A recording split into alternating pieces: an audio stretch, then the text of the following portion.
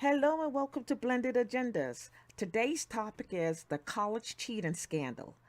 Federal authorities made an announcement involving prestigious colleges and elite universities accepting bribes from wealthy celebrity parents to recruit their children and thereby gaining admission, while parents of low to moderate income students were passed over in favor of the wealthy students. The parents of children feel cheated because they thought they would have a fair chance by studying hard and getting good grades. This has been going on since the opening of prestigious colleges and universities. This is old news. The super wealthy always use their money to help get their children in the best of schools. Why do we attend college? To rise to a higher social and economic position. Your rank in the social hierarchy is determined by factors such as wealth, career, accomplishments, heritage, and level of education.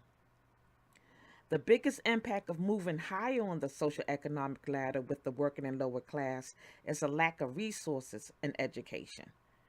The dream of upward mobility and equal opportunities for many are constantly being roadblocked by those who cheat the system and others who feel you have no right to increase your chances of receiving wealth. The system is set up to make wealthy families stay wealthy and to gain more wealth. It's not just wealthy celebrities that have been bribing schools, it's people with old and new money, politicians, Democrats, and Republicans. Let's get to the root of this problem. There's a term called legacy admission, which means there is a preference given to a certain applicant based on their relationship to that institution or organization. The university's alumni tend to be white and come from wealthy families. Of course, family background and wealth come into play when deciding on a candidate for admission. The wealthy will always have an advantage over the less fortunate. When you have a wealthy member sitting on the board of overseers, their family members will always have a preference. President Trump served on the board at Wharton School at the University of Pennsylvania, where Ivanka, Donald Trump Jr., and Tiffany earned their degrees. Tax filings from the Trump Foundation show that President Trump may have donated $1.4 million to the university. Jared Kushner, Ivanka's husband, his father pledged $2.5 million to Harvard University a year before his son enrolled. Wealthy families have always orchestrated admission at prestigious universities.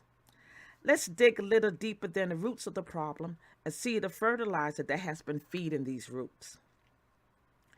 Colleges and universities relied on money made from the institution of slavery. The sons of wealthy Southern plantation owners were prominent men on campus. Here is a list of some of the colleges and universities that profited from slavery. The benefactors who gave money to Brown and Harvard University made their fortunes from the transatlantic slave trade and cotton that was picked by the slaves. At least 30 members of the board at Brown and Harvard University owned slave ships. Georgetown University admitted that Jesuit priests sold 272 slaves to pay off debts.